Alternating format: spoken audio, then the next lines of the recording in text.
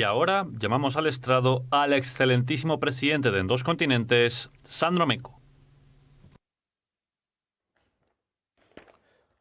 Deseo los buenos días, tardes o noches, según el momento en el que nos estén viendo, a todos los miembros de la comunidad En Dos Continentes.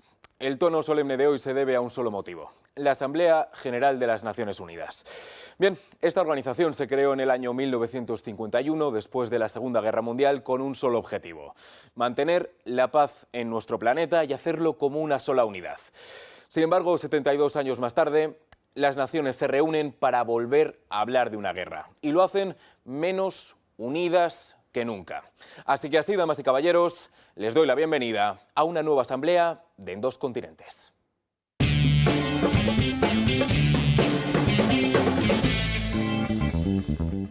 Bien, la guerra en Ucrania ha sido el gran tema de este encuentro, sin ningún tipo de duda. Ahora bien, ha sido un tema con distintos puntos de vista, pero antes de centrarnos en esta Asamblea General, retrocedamos un poco. Ayer hablamos de la entrevista que Donald Trump había ofrecido a la cadena estadounidense NBC. Sacamos simplemente un par de puntos. Bien, una de las cosas que se quedaron en el tintero fue precisamente la opinión del expresidente de los Estados Unidos sobre la guerra en Ucrania.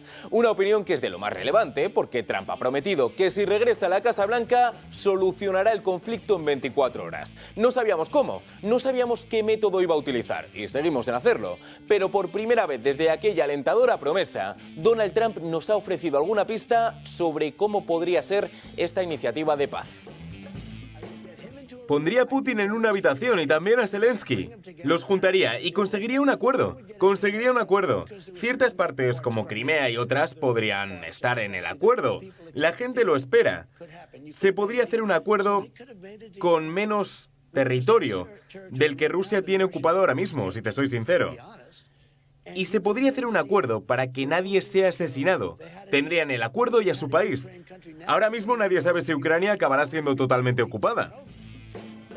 Es decir, muy sencillo. Actualmente la guerra se encuentra en medio de un contraataque ucraniano. Un contraataque que prometía cambiar las tornas del conflicto y que sin embargo está yendo más lento de lo deseable por parte de los aliados de Zelensky. Así que Trump ha lanzado un escenario que podría ser posible: que Rusia conquiste toda Ucrania. Así que antes de que suceda eso, el expresidente de los Estados Unidos sugiere que Zelensky sacrifique algunos de sus territorios para preservar la mayor parte del país. ¿Y qué ha contestado el presidente de Ucrania? Se lo contaremos al final del programa, porque ahora nos vamos a Nueva York.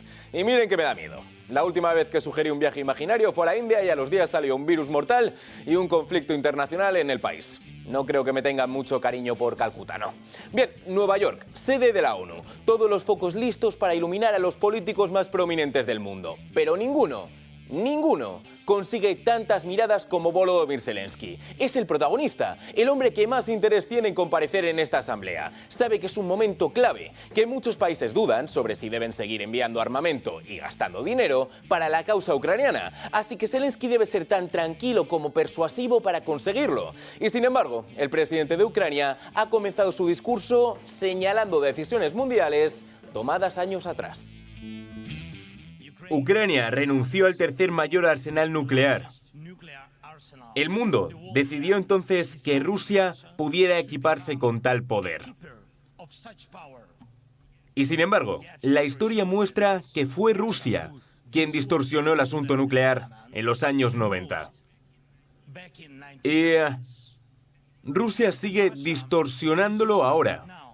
Los terroristas no tienen derecho a tener armas nucleares. Es que esta afirmación es interesante. Zelensky ha sido muy listo. Ha señalado que años atrás, el mundo decidió que Ucrania se desprendiera de su armamento nuclear, uno de los mayores recursos que puede tener un país a la hora de afrontar una guerra o de prevenirla. Y ahora nos encontramos en esta situación. Es decir, que de forma indirecta, lo que Zelensky está diciendo es: el mundo nos obligó a esto, ahora hay una guerra por ello. Así que quizá tiene sentido que ese mismo mundo sea el que nos ayude. Y claro que tiene su sentido. No creo que las razones por las que Ucrania esté siendo ayudada sean esas en concreto, pero sí, el punto de Zelensky es válido. Bien, a día de hoy la guerra continúa, y lo hace porque los dos países no encuentran la paz. Gracias, Sandro.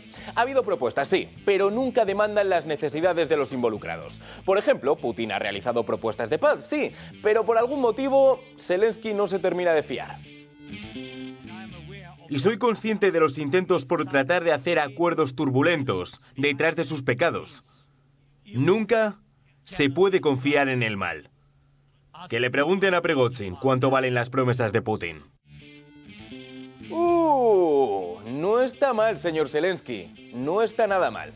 La propuesta de Putin, ya, como para ser colega suyo. Prigozhin era amiguísimo. Y todos sabemos lo que pasó de verdad con ese avión que se estrelló accidentalmente en África.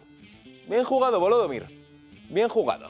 Vale, descartamos las propuestas de Putin entonces. ¿Y ahora qué hacemos? La guerra prosigue. No parece que vaya a cambiar en el futuro próximo y Ucrania necesita refuerzos. ¿Qué hacemos? Para Zelensky es muy sencillo. Simplemente hay que respetar el nombre del organismo que acoge estas declaraciones y estar unidos. Por favor, escuchadme. Unámonos para tener una sola posición. Mientras Rusia empuja al mundo a la guerra final, Ucrania hace todo lo que puede para asegurarse de que después de la agresión rusa, nadie en el mundo se atreva a atacar a cualquier nación. Se debe restringir el armamento. Los crímenes de guerra deben ser castigados. Los deportados deben volver a casa. Y los ocupados deben volver a su propia tierra. Debemos estar unidos para conseguirlo.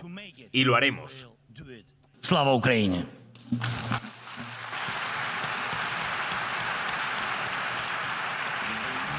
Y ahí está. Volodymyr Zelensky asegura que Rusia está empujando al mundo a la guerra final, que esto no trata de Ucrania, sino de lo que podría ocurrir después, de esa tercera guerra mundial que espero que se quede en el mundo de la fantasía. Bien, Zelensky ha puesto las cartas sobre la mesa. ¿Va a jugar Estados Unidos con ellas? Vale. Es verdad, quizá Joe Biden y yo nos confundimos con la India. Yo con recomendarles viajar al lugar y Biden con esperar que la cumbre del G20 en Nueva Delhi fuese el momento idóneo para certificar el puesto de Estados Unidos como faro y guía del mundo. Bien, no fue así. De hecho, Rusia salió reforzada de la reunión. Pero ahora sí, ahora es el momento de Joe. Ahora ha llegado la hora del presidente de los Estados Unidos. Y así, Biden se levantó de su asiento, se acercó al podio y con toda la bravura y contundencia que ardía en su interior, proclamó esto. Junto a China, seguimos juntos para conseguir progresos en una gran cantidad de asuntos. Ninguno es tan importante como acelerar la crisis climática. Desacelerarla. Yo sí que me tengo que desacelerar, Joe. Yo sí que me tengo que desacelerar. Vale, olvidemos el error climático. Hemos venido aquí a hablar de la guerra. Y ahí sí que lo tiene claro el presidente de los Estados Unidos. La culpa de todo lo que está ocurriendo no es de los años 90, no es de decisiones gubernamentales. Es única y solamente de Rusia. Solo Rusia tiene la responsabilidad de esta guerra. Solo Rusia tiene el poder de acabar esta guerra inmediatamente. Y solo Rusia se encuentra en el camino de la paz. Si dejamos que frenen a Ucrania, ¿está asegurada la independencia de cualquier nación? Sugiero respetuosamente que la respuesta es no. Y esa es la gran arma para que Joe Biden consiga que el resto de los países sigan aportando armamento a Ucrania. El futuro mundial. ¿Una tercera guerra mundial? Sí, es un escenario posible, cada vez más. Y por ello, sí, puede tener su sentido que Biden indague en esto para conseguir el objetivo. ¿Que pueden pasar más cosas? Pues también, pero para el gobierno de los Estados Unidos, el camino hacia la paz es ese. Y atención, porque hablábamos de que las naciones muy unidas no es que estén. ¿Dónde se ha demostrado especialmente? En la opinión de la guerra, sí. Y también de Estados Unidos. Si Joe Biden quería salir de la Asamblea como el rey del baile, no parece que haya sido así. Son bastantes los países que han criticado tanto la historia de Estados Unidos como su papel en la guerra de Ucrania y también en el orden mundial. El presidente de Irán, Ebrahim Raisi, acudió al encuentro de Nueva York y lejos de agradecer la hospitalidad de los anfitriones, les ha lanzado una pulla histórica y también una promesa futura. En conclusión, el intento de americanizar el mundo ha demostrado ser un fracaso. La nación iraní se enorgullece por haber desenmascarado instrumentalmente a la verdadera naturaleza de los mandatarios, tanto en el este como en el oeste. A través de la Revolución Islámica, en conjunción con otras naciones del oeste de Asia, Irán ha tenido un gran papel a la hora de derrotar la arrogancia global. Ahora las naciones de todo el mundo muestran una gran resistencia y conocimiento, mientras nuevas potencias que no son del oeste han emergido. hay una esperanza colectiva para el establecimiento de un nuevo y noble orden mundial.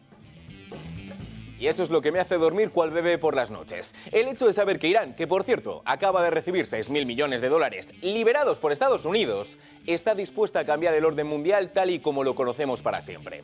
Genial. ¿Y saben lo que están pensando? ¿Cómo es que Abraham Raisi habla en un encuentro como este? Bien, no han sido los únicos. El embajador de Israel, Gilad Erdan, no estaba nada contento con este hecho e hizo lo que van a ver: irrumpir en el discurso del mandatario iraní, pidiendo la liberación de las mujeres del país. Bien, el gesto no gustó mucho en Nueva York, y lo que le esperó al bueno de Gilad Erdan fue lo que están a punto de ver: la expulsión de la asamblea ante su total incredulidad. El motivo que alegaba era bastante comprensible, la verdad. O sea, que no pasa nada ser símbolos contra Rusia, pero yo no puedo sacar esto, tiene su sentido. Y atención, porque de la expulsión vamos a ir al bullicio. La Asamblea escuchará ahora un discurso del excelentísimo señor Gustavo Petro Urrego, presidente de la República de Colombia. Pido a protocolo que acompañe a su excelencia.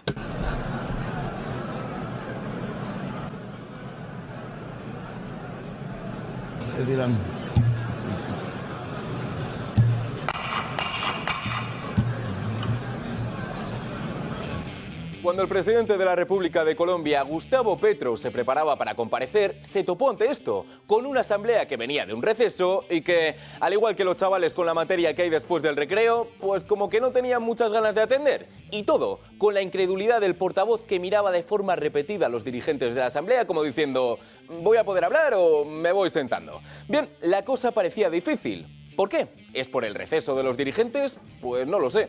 ¿Es por el propio Petro? Pues podría tener su sentido, porque hablábamos de Irán, pero es que el presidente de Colombia tampoco se ha quedado corto con respecto a lo que opina de Estados Unidos. Se olvidaron que a nuestros países los invadieron varias veces, los mismos que hoy hablan de luchar contra invasiones. Se olvidaron que por petróleo invadieron a Irak, a Siria, a Libia. Se olvidaron que las mismas razones que se expresan para defender a Zelensky son las mismas razones con las que se debería defender a Palestina. Sí, Joe Biden quería ser el rey del baile y va a acabar con una bonita sesión de psicología por delante. Que trata de limar asperezas con Irán, intercambian prisioneros y liberan 6.000 milloncejos de dólares. Pues Irán dice que eso de americanizar el mundo es un fracaso más grande que el del Atlético de Madrid en los últimos minutos de un partido de Champions. Y que se acerca un nuevo orden mundial. Que en cambio Joe Biden trata de ser buen anfitrión con los países de América Latina. Pues llega Gustavo Petro y le dice a Biden que mucho hablar de la guerra en Ucrania y poquito de Palestina. ¿A espabilar? Así que sí, el presidente de los Estados Unidos se vuelve a la Casa Blanca más blanco que el propio edificio. Vale, esa es la realidad de Irán y de Colombia, pero no todos los países de América Latina piensan lo mismo que Colombia. Otros, de hecho, han llegado a Nueva York con el objetivo no de señalar a Estados Unidos, sino también a presumir de su labor. Nayib Bukele es uno de los políticos que más apoyos está recibiendo en América Latina. Son muchos los que han puesto a El Salvador en el mapa tras la irrupción del mandatario. Un mandatario que tiene ganas de seguir trabajando. En muy poco tiempo, El Salvador pasó de ser la capital mundial de los homicidios, pasó de literalmente ser el país más peligroso del mundo a ser el país más seguro de América Latina. Ya no es una promesa, es una realidad que están viviendo los salvadoreños. Y cualquier extranjero puede ir a comprobar por sí mismo. Así que ya saben, si quieren comprobar si lo que dicen Nayib Bukele es cierto, solo tienen que irse a... No. Basta de recomendaciones de viajes, he dicho. Soy un hombre de palabra y mi palabra la cumplo. Y hablando de eso, al comienzo del programa hemos visto detalles sobre la propuesta de paz de Donald Trump para la guerra de Ucrania. No sabemos todos y cada uno de esos requisitos propuestos por el expresidente de los Estados Unidos, pero sí sabemos que uno de ellos podría ser la renuncia de tierras por parte de Zelensky para preservar una buena parte del país. Pues ha llegado el momento. El presidente de Ucrania salió de la Asamblea de las Naciones Unidas, concedió una entrevista a la CNN y contestó con respecto a esa propuesta de Donald Trump. Bueno, puede compartir públicamente su idea. Así no perdemos tiempo y no perdemos gente. Ahora bien, la idea parece ser coger parte de nuestra tierra y dársela a Putin. Y esa no es la vía. ¿No está dispuesto a negociar un compromiso con Putin? No, para nada. O sea que no, nada de dar tierras. Nosotros sí les daremos a ustedes un nuevo programa en 2 continentes mañana, aquí en El Toro Televisión. Aquí les esperamos. Hasta entonces.